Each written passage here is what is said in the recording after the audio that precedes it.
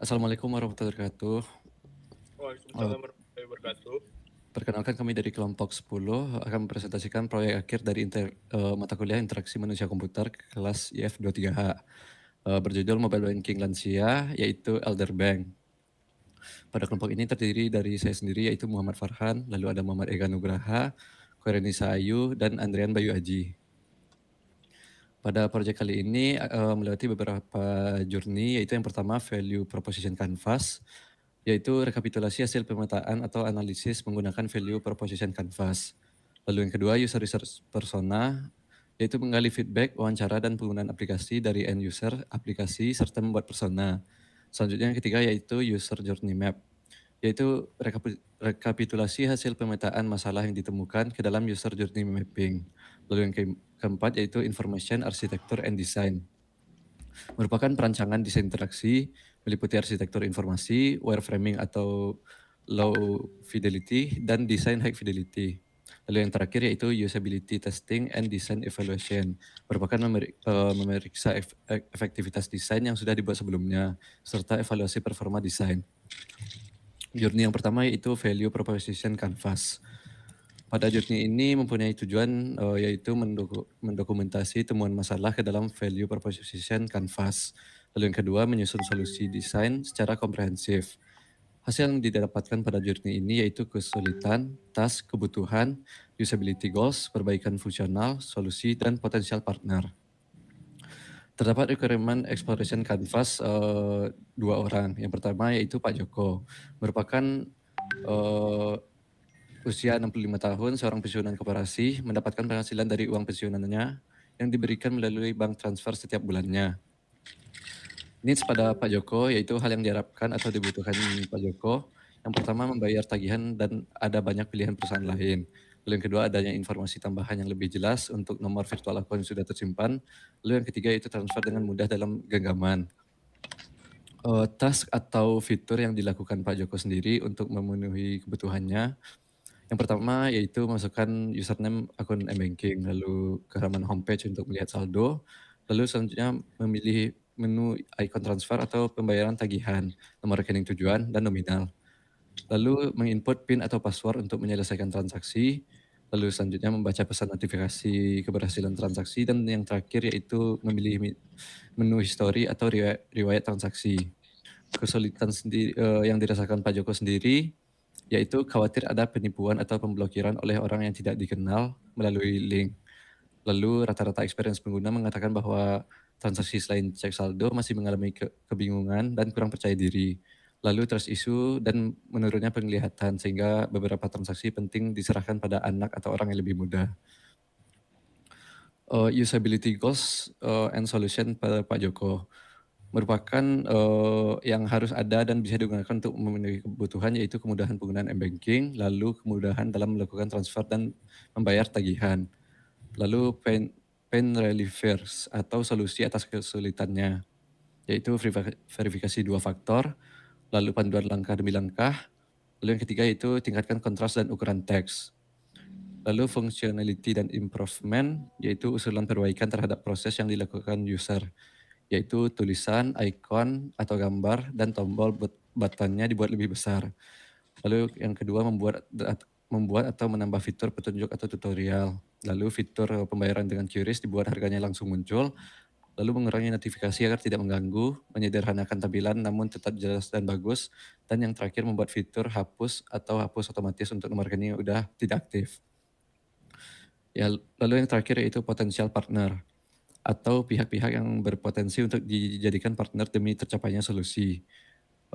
Yaitu yang pertama melalui online yaitu Google, mobile banking, dan Facebook.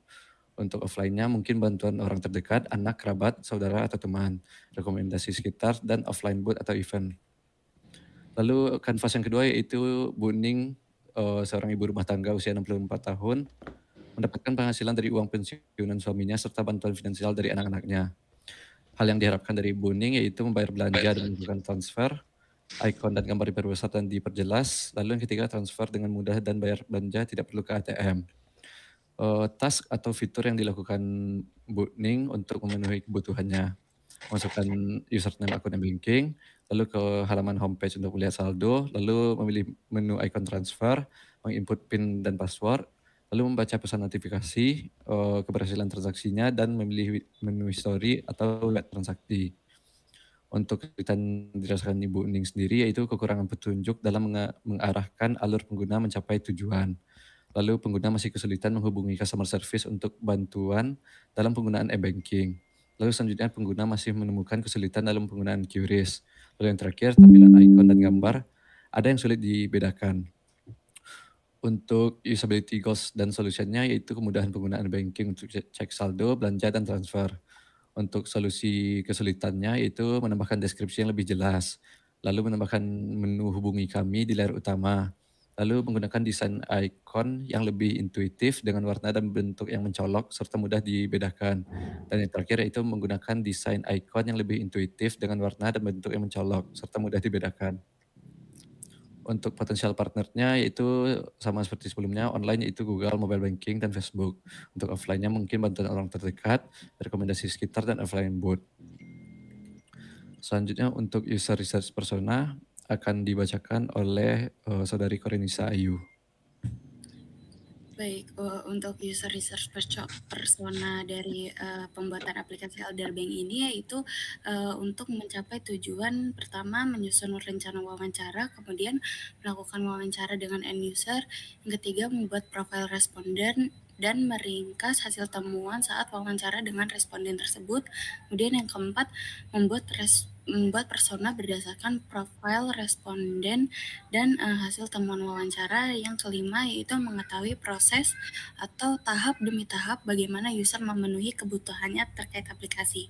Adapun hasil yang diharapkan dari pembuatan research persona ini yaitu pertama tujuan dan daftar pertanyaan wawancara, kemudian hasil wawancara, profil responden, dan sebuah persona. Okay, next. Hasil kesimpulan wawancara yang telah dilakukan, hasil dari kesimpulan wawancara yang pertama untuk responden Casey yaitu untuk responden Casey, responden merasa khawatir terhadap potensi penipuan dan kebocoran data. Kemudian sulit juga dalam melakukan pembayaran tagihan dan top up. Kemudian responden Casey ini juga menyarankan untuk perbesar ukuran teks dan panduan aplikasi.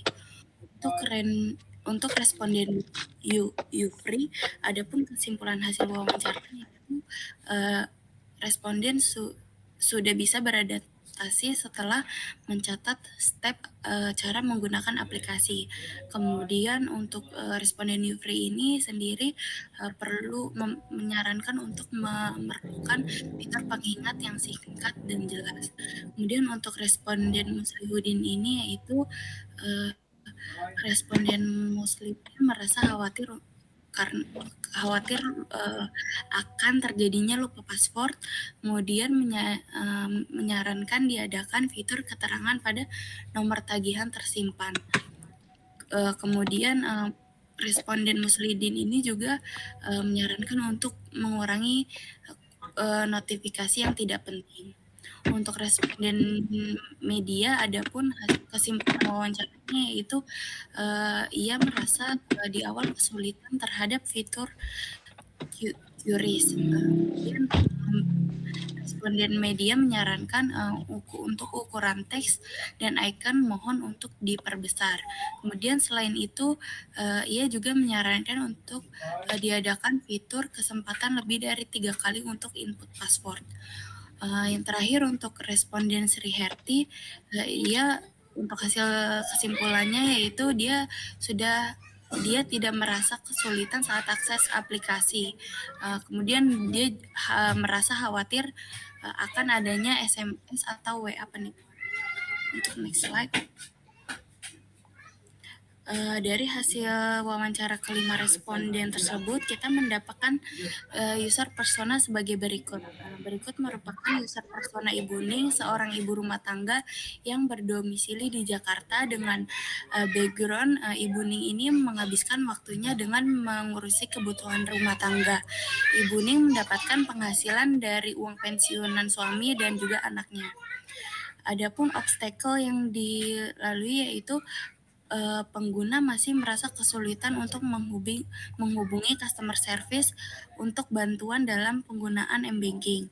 Kemudian pengguna juga masih menemukan kesulitan dalam penggunaan QRIS dan juga pengguna menyarankan untuk tampilan icon dan gambar yang ada merasa sulit dibedakan. Kemudian adapun kebutuhan yang diinginkan yaitu kemudahan pengguna dalam m-banking untuk cek saldo, belanja, dan juga transfer. Untuk needs-nya sendiri yaitu membayar belanja dan melakukan transaksi transfer. Kemudian icon gambarnya mohon diperbesar dan diperjelas, dan juga transfer dengan mudah dan bayar belanja tidak perlu ke ATM. Kemudian untuk next slide. Untuk user journey mapping ini akan dibacakan oleh Saudara Ega, silakan. Baik, lalu selanjutnya adalah user journey mapping. Tujuannya adalah mendokumentasikan pemetaan user journey yang sudah dilakukan dengan template user journey mapping menjadi dokumentasi hasil analisis terhadap hasil wawancara yang sudah dilanjutkan. Hasil yang didapatkan yaitu kesulitan dan kebutuhan baru yang dirasakan responden, user goals untuk setiap fitur dan pendapat dan peluang untuk perbaikan aplikasi. Hasil dari user journey mapping. Kesulitan pertama adalah membuka aplikasi dan login. Thinkingnya, apa yang akan dilakukan pertama kali oleh user? Pasti apa username saya, passwordnya, atau PIN akun saya apa, username dan password saya yang mana, apa yang bisa, bagaimana cara saya mengubah password saya. Lalu step yang kami lakukan adalah memasukkan input username akun m-banking, memasukkan input password dan akun m-banking. Pain point-nya yaitu adalah sulit untuk mengingat username maupun password dan PIN. Memberikan alternatif login masuk menggunakan fingerprint atau Face ID. Opportunities yang kami jalankan. Lalu ada kesulitan pada saat mencek saldo. Thinkingnya adalah berapa saldo saya saat ini? Apakah saldo saya bertambah setelah menerima dana pensiun? Apakah saldo saya cukup untuk melakukan transaksi? Doing yang kami lakukan adalah ke halaman homepage untuk melihat saldo. Jadi membuka card yang langsung membuka card yang isinya adalah saldo. Lalu mengklik icon untuk menampilkan saldo di homepage. Pain point-nya adalah ada m-banking yang langsung menampilkan saldo di homepage, ada juga yang harus diklik toggle-nya dulu. Lalu atau opportunities yang kami jalankan adalah menampilkan saldo rekening di halaman utama dengan ukuran yang besar, memberikan pilihan settingan default apakah saldo langsung ditampilkan atau disembunyikan dulu. Lalu step selanjutnya melakukan transaksi transfer atau pembayaran tagihan. Thinkingnya, bagaimana saya melakukan transfer ke rekening lain atau transfer pembayaran belanja? Bagaimana saya melakukan pembayaran tagihan? Doing-nya yang kami masukkan dalam hasil user journey kami adalah memilih menu icon transfer atau pembayaran tagihan, menginput nomor rekening tujuan atau nomor tagihan, menginput nominal transfer. Pain point-nya sulit untuk membedakan icon karena ada yang mirip. Salah memasukkan nomor data nominal. Opportunities-nya membuat atau merancang ikon gambar untuk menu transaksi yang tidak mirip atau kontras. Menampilkan nomor dan nominal dengan ukuran yang sama besar. Lalu step selanjutnya adalah input password atau PIN. Thinkingnya, bagaimana saya menginput PIN untuk menyelesaikan transaksi? Apa PIN atau password saya? Doingnya, menekan tombol untuk melanjutkan transaksi, menginput PIN atau password untuk menyelesaikan transaksi, salah memasukkan PIN atau password, takut akun diblokir ketika kesempatan memasukkan PIN sudah habis. Memberikan alternatif PIN dengan fingerprint atau Face ID memberikan kesempatan lebih banyak untuk memasukkan PIN atau password. Melihat riwayat step selanjutnya adalah melihat riwayat transaksi. Bagaimana cara melihat apakah transaksi berhasil dilakukan? Bagaimana cara memberikan bukti transaksi? Bagaimana cara melihat riwayat transaksi? Doing yang kami masukkan di dalam hasil user journey mapping kami adalah membaca PIN notifikasi keberhasilan transaksi, memilih menu history atau riwayat transaksi. Pain point-nya adalah sulit untuk mengetahui apakah transaksi berhasil dilakukan atau tidak. Opportunities-nya memberikan pesan notifikasi dan reminder dengan jelas dan singkat, memberikan akses detail riwayat transaksi yang lengkap dan detail. Lalu selanjutnya information dan arsitektur desain akan dijelaskan oleh Andre. Terima kasih Saudara Ega untuk menyampaikannya presentasinya. Sekarang masuk ke bagian informasi arsitektur dan desain untuk produknya. Tujuan dari produk ini dirancang adalah membuat rancangan desain interaksi secara bertahap mulai dari susunan arsitektur, informasi, wireframe hingga high fidelity mockup. Lanjut. Nah, berikut adalah informasi arsitektur pertama dari tampilan awal Elderbank-nya, lalu menuju tampilan username memasuki input dan password, atau bisa menggunakan Face ID juga. Lalu dari Face ID itu terdapat kita bisa masuk lagi ke dalam homepage-nya yang berisi informasi berupa notifikasi, message, card, transfer, top up, payment, setting, queries. Lalu pada menu transfer kita bisa masuk ke dalam lagi untuk mendapatkan informasi yaitu berupa card, recent account, other account, dan transfer near recipient. Lalu dari transfer near recipient itu kita bisa mendapatkan bank name, bank number, dan amount. Berikut adalah low fidelity design atau sebuah mockup dalam bentuk low fi-nya. Bisa dilihat pada bagian pertama itu ada logo. Lalu untuk yang kedua itu ada ini pada bagian login page ya, yaitu ada logo, username, password, login. Kita di sini bisa kami menambahkan Face ID. Lalu untuk pada bagian homepage berupa ketika sudah melakukan login kita ada nama, dan di sini ada dua untuk icon message dan notifikasi. Lalu ada card berupa tampilan untuk menampilkan saldo user. Lalu ada 4 button. Kami karena ini diperuntukkan untuk para lansia, kami jadinya meminimalisirkan beberapa fitur, menghilangkan beberapa fitur untuk memudahkan para lansia menggunakan produk kami, yaitu berupa ada fitur transfer, top up, payment, dan setting. Kali ini kami akan lebih fokus untuk kepada fitur transfer. Ini berikut berupa low fidelity dari si transfer, lalu low-fi untuk penginputan bank, lalu ini enter pin, dan ini adalah untuk mengecek history transaksi dari user. Lanjutan. Nah, ini adalah high fidelity-nya, terrealisasi dalam bentuk lebih baiknya, yaitu ini kita menggunakan warna hijau karena uang berwarna hijau bagi para psikolog psikolog beberapa user. Lalu kami di sini menggunakan Face ID. Nah, yang di sini bisa dilihat dari login page itu ada ada card berupa terdapat nama user. Meski di atas itu di atas itu kita menggunakan nama user untuk salam, jadi terlihat dari segi typografinya itu bisa dari copywriting itu bisa dilihat kita lebih mengedepankan keramahan kepada user. elder ini, kepada user lansia ini. Lalu untuk lebih jelas lagi, kalau kartu ini dimiliki oleh sang user. Jadi ada mungkin lebih ke dua informasi yang berbeda tujuannya. Lalu di sini ada nomor kartu user yang bisa dilihat dan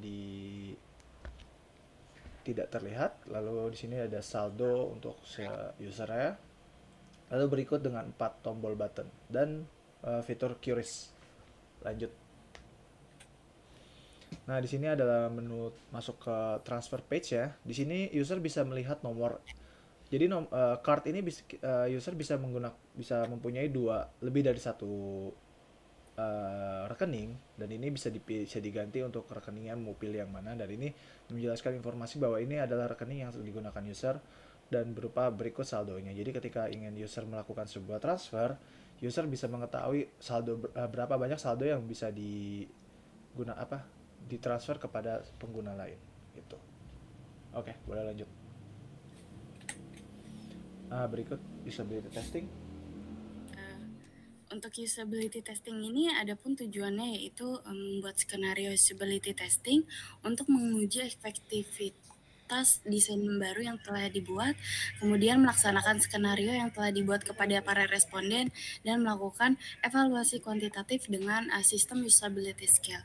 Adapun hasil yang diharapkan yaitu skenario usability testing, kemudian merekap hasil usability testing, dan merekap hasil evaluasi dengan SUS. Oke, next slide. Adapun skenario yang dibuat responden untuk melakukan usability testing yaitu pertama kita melakukan perkenalan atau introduction kepada responden dengan skenario, "Hai, salam semua, perkenalkan kami dari kelompok 10 mata kuliah Interaksi Manusia Komputer yang beranggotakan Farhan, Ayu, Ega, dan juga Andre. Sebelumnya terima kasih sudah meluangkan waktu untuk berpartisipasi dalam sesi usability testing ini. Pada kesempatan kali ini, kami ingin meminta Anda untuk mencoba aplikasi yang telah kami buat dengan nama Elderbank. Untuk memahami bagaimana Anda berinteraksi dengan aplikasi atau jawaban yang sedang kami kembangkan. Kemudian harapannya dengan Anda mencoba aplikasi ini, kami bisa mengetahui sejauh mana aplikasi ini dapat digunakan oleh para pengguna dengan efektif dan efisien. Kami harap Anda dapat memberikan jawaban serta pendapat yang jujur terhadap pertanyaan-pertanyaan yang akan diberikan. Jika Anda merasa kesulitan atas pertanyaan tersebut, bisa disampaikan kepada kami. Kemudian skenario untuk mengetahui background responden yaitu kita menanyakan usia, tempat tinggal, dan juga pekerjaan yang sedang ditekuni. Kemudian untuk skenario fitur pertama yaitu kami memakai skenario yang pertama, bagaimana pengalaman Anda dalam melakukan proses login dengan memasukkan username dan password. Kemudian skenario kedua yaitu dengan menanyakan apakah Anda dapat melakukan Face ID sebagai alternatif login. Untuk skenario pertanyaan fitur kedua yaitu pertama, bagaimana pengalaman Anda terhadap tampilan halaman utama dari aplikasi. Yang kedua, apakah Anda dapat dengan mudah membedakan berbagai transaksi yang terdapat pada halaman utama berdasarkan icon-icon yang tertera. Kemudian untuk skenario pertanyaan fitur ketiga yaitu apakah Anda dapat membedakan dengan mudah antara penerima terkini, baru, dan lain-lain. Kemudian skenario pertanyaan fitur keempat yaitu apakah Anda dapat mencari dan memilih jenis bank penerima serta mengisi nomor rekening penerima. Lalu pertanyaan kedua yaitu apakah tampilan nominal yang dimasukkan untuk menerima sudah cukup jelas. Berikut merupakan rekap hasil usability testing. Dari hasil skenario yang telah ditanyakan kepada responden, sebagian besar responden merasa nyaman dan efektif dalam penggunaan aplikasi. Selama usability testing ada pun kesulitan-kesulitan yang dihadapi responden, yaitu pertama, penggunaan icon pada menu utama memerlukan ciri yang lebih khas dan juga lebih besar. Kemudian kesulitan kedua yaitu pemilihan warna dan tulisan agar memudahkan pengguna untuk memakai aplikasi. Berikut merupakan skor hasil usability testing yang dilakukan dengan memanfaatkan media Google Form.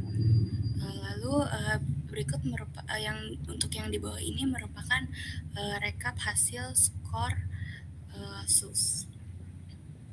Next slide. Untuk kesimpulan usability testing sendiri, ini yaitu pertama, perlunya perbaikan pada pemilihan warna dan tulisan agar memudahkan pengguna dalam menggunakan aplikasi. Yang kedua yaitu perlunya perbaikan pada penggunaan icon yang lebih khas dalam melakukan transaksi. Yang ketiga, sebagian besar pengguna merasa mudah dalam menggunakan aplikasi dari tahap login sampai transaksi. Kesimpulan usability testing terakhir yaitu tampilan angka dan tombol cukup jelas pada sebagian pengguna. Mungkin sampai situ yang bisa kami sampaikan. Kurang lebihnya mohon maaf. Kami harap presentasi ini dapat berguna untuk Anda semua. Terima kasih.